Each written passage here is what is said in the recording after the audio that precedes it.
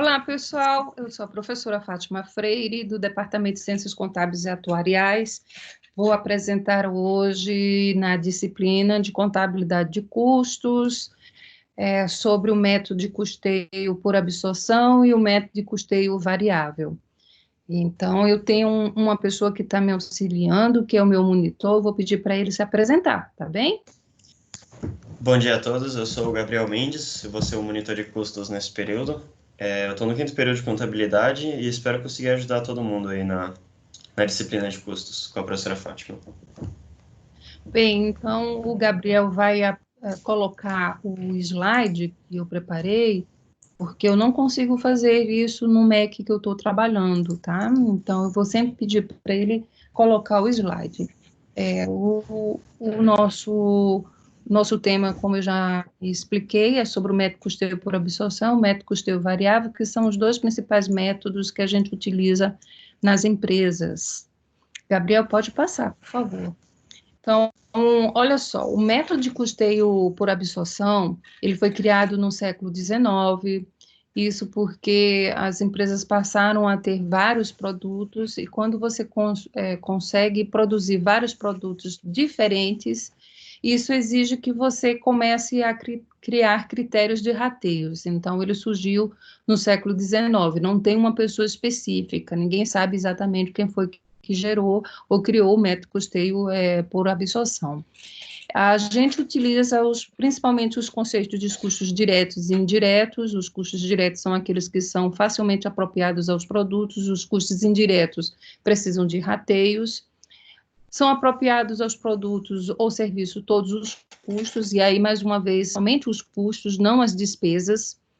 E o problema desse método está exatamente na subjetividade e arbitrariedade quanto aos critérios definidos para os rateios dos custos indiretos de fabricação. Então, se eu tiver várias pessoas discutindo qual o melhor critério de rateio dos custos indiretos de fabricação, a gente pode ter várias opiniões. Uma pessoa pode dizer que pode ser pela quantidade produzida, pela quantidade de horas, pelo número pelos custos diretos, então a gente vai ter uma subjetividade. O bom disso é que ele é aceito pelo fisco. Por quê? Porque ele não fere nenhum princípio da competência. Bem, eu vou pedir para o próximo slide. Olha, o esquema básico do método de custeio por absorção funciona assim. Primeiro você tem os gastos, você vai separar o que é custo, o que é despesas. Os custos são aqueles que estão atrelados à produção do bem ou do serviço. As despesas, elas são partes dos gastos da empresa, mas que não necessariamente vão aos produtos. Exemplo dessas despesas, a gente pode ver que é o pessoal que trabalha na parte administrativa dela, não é? Nos custos, aí a gente vai dividir o que são custos diretos e custos indiretos. Os custos indiretos, não se esqueçam, são aqueles que levam critérios de rateios até chegar aos produtos.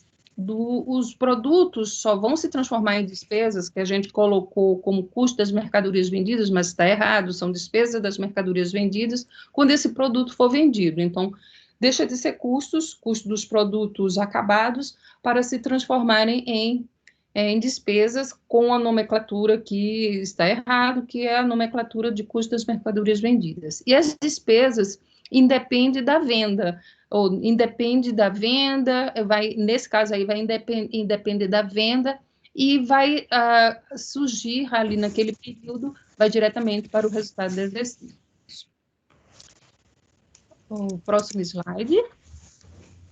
Olha só, então vamos ver um exemplo, né, do método de custeio por absorção. Uma empresa obteve um gasto total num período determinado, no valor de R$ 10.000, sendo que você consegue identificar que 8.000 foi considerado custos e 2.000 despesas. Dos R$ 8.000 de custos, 3.000 foram identificados como custos indiretos de fabricação e 5.000 como custos diretos. Desse valor aí, tá, dos 5.000 dos custos diretos, você já sabe que 3.000 foi para o produto A e 2.000 para o produto B, como, por exemplo, matéria-prima. Se eu faço cadeiras, não é? Eu sei que a madeira da cadeira vai ser para o produto A, se o produto A for cadeiras. Se a gente for construir portas, então a madeira da porta, os parafusos são custos diretos dessa porta. Eu vou considerar aí o produto B. Aí nós temos os custos indiretos de fabricação, que é o maior gargalo, né, do método custeio por absorção, que ficou num valor total aí que, me ajuda aí, os custos indiretos de fabricação de R$ 3.000, não é isso? E aí a gente consegue rateá-los, me ajuda sempre aí, Gabriel, consegue rateá-los pela quantidade produzida, mas poderia ser por outro critério. Mas no meu exemplo, eu tenho uma quantidade produzida aí de 2.000 unidades para A e 2.500 unidades para B, tendo um total de 4.500 unidades. Aí eu fiz o rateio proporcionalmente, não é? Fiz uma regra de 3, e a gente vê do produto A, nós temos os custos indiretos de fabricação de 1.333,33 e do produto B, 1.667,67. O custo indireto de fabricação vai ser essa quantidade aí dividida pelo valor, né, dividida pela quantidade produzida. Aí a gente tem 0,67 para cada um. O custo total vai ser o somatório do custo indireto de fabricação e o custo direto. E aí a gente tem lá tanto do A e do B, que vai dar um total de 4.333,33 e do B 3.667,67. Se eu pegar o custo total, dividir pela quantidade produzida, aquela total unitário, ou se eu somar o custo indireto de fabricação mais o custo direto unitário, a gente vai chegar nesse mesmo valor, de 2,17 e 1,47, A e B, respectivamente. Bem, continuando, por favor, Gabriel, continuando aí no nosso exemplo, se eu tiver um preço de venda do produto A de R$6 e do produto B de R$5, então vamos lá. Vendendo hipótese 1, vendendo nenhum produto, o que vai acontecer? Você vai ter um prejuízo no valor de R$2.000. Por quê? Porque as despesas do período devem ir para a demonstração do resultado do exercício. E o meu estoque final do A e do B vai ficar lá estocado, o valor total. Nós não vamos ter nenhuma movimentação. O que acontece? O estoque final vai ser o custo dos produtos acabados, o custo dos produtos para a venda, se for um comércio. Nós não tivemos nenhum custo se transformando em despesa, porque não vendemos nada. Vamos para a hipótese 2. Se eu vender 50% de cada produto, o que vai acontecer? A minha receita com vendas vai dar um total de 12.250, porque eu peguei o A, produto A, multipliquei pelo preço de venda, deu 6.000, e o B, peguei o preço de venda e multipliquei pela quantidade vendida, deu 6.250. No entanto, o custo das mercadorias vendidas, você vai pegar esse custo total unitário, multiplica pela quantidade vendida, vai ser 50% aí nesse caso, vai dar 2.166 do A e 1.833,33 do B. Custo total, R$4.000, porque a gente tinha um custo total aí no valor de 8.000, é evidente que vai ter que dar a metade, não é? E nós temos também aí as nossas despesas. Volta lá, Gabriel, para poder terminar. Volta lá, olha só. Você tem as despesas de menos R$2.000, dá um total de lucro operacional de 6.250. E ficam estocados somente metade de cada produto, né? Vão ficar estocados aí 50% de A e 50% de B. Pode agora para a hipótese 3, nós temos a hipótese 3. Hipótese 3, você vende 100% dos produtos. Ao vender 100% dos produtos, nós vamos ter uma DRE, pelo método custeio por absorção, dessa maneira. A receita total de 24.500, o custo das mercadorias vendidas de 8.000, né? Deixou de ser custo, agora sim se transformou em despesas, um lucro bruto aí que vai dar de 16.500, não é? Porque a gente pega a receita menos o custo, ou as despesas das mercadorias vendidas, menos as despesas do período, né? Pode ser luz, água, telefone que você teve no período, e aí você tem um lucro operacional de R$ 14.500. Ora, o que eu fico estocado? Absolutamente nada, porque tudo que eu produzir, eu vendi. Bem, beleza, eu espero que vocês tenham compreendido. Agora vamos compreender o método de custeio variável. Próximo slide, por favor. Então, as características do método de custeio variável, ele já surgiu no ano de 1920, principalmente porque o método de custeio por absorção, você precisa de critérios de rateios, e muita gente achava que isso poderia interferir no resultado da empresa. Você pode colocar custos indiretos em determinados produtos que não necessariamente necessitam, existe uma subjetividade muito grande sobre esses critérios, surge, então, um método de custeio variável. O que a gente observa no método de custeios variáveis? É que somente os custos variáveis, olha só, eu estou utilizando agora o conceito de custo variável e custo fixo, mas aqui, olha, somente os custos variáveis são incorporados aos produtos. E o que acontece com os custos fixos? Os custos fixos são considerados despesas do período.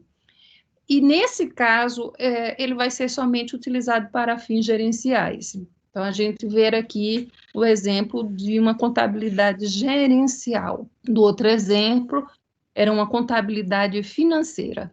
A maior contribuição do método de custeio variável é que a gente pode calcular a margem de contribuição, principalmente a margem de contribuição unitária, que mais na frente a gente vai ver alguns exemplos sobre esse indicador, porque ele passa a ser um indicador.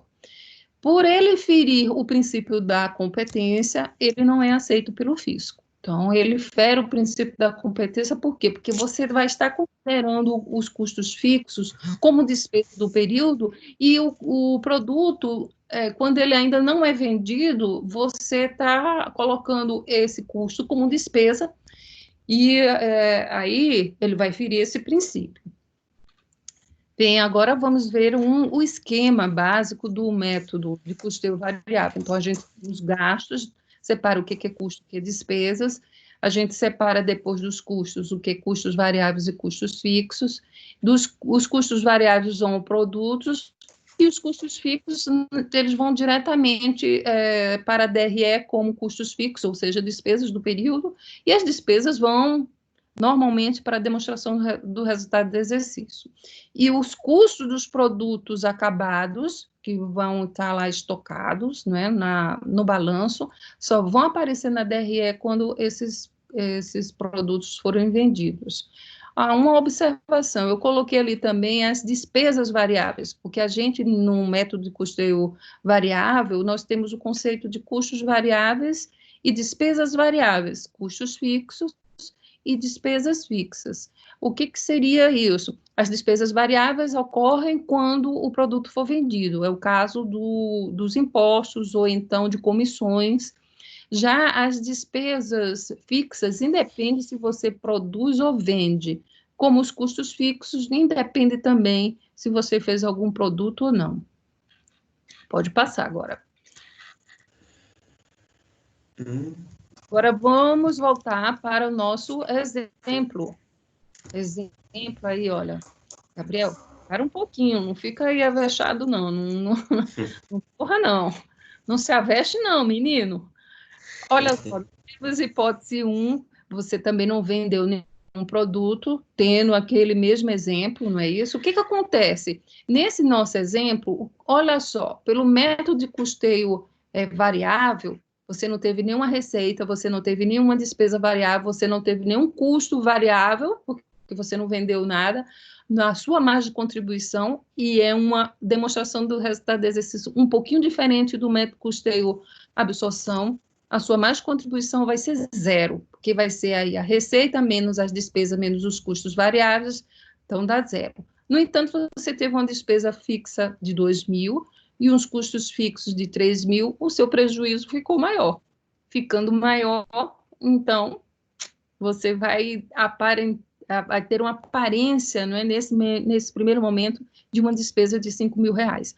e o seu estoque final só vai aparecer os custos variáveis, porque os custos fixos todos foram jogados na demonstração do resultado do exercício.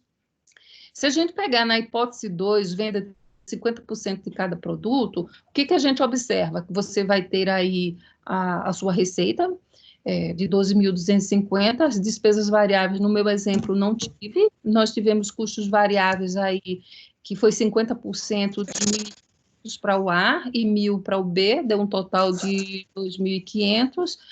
A sua margem de contribuição, 9.750, menos as despesas do período de 2.000, custos fixos de 3.000, o resultado vai ter um lucro de 4.750. Ora, e o que vai ficar estocado? 50% dos custos variáveis de A e de B, tá bem? Passamos agora para o próximo exemplo.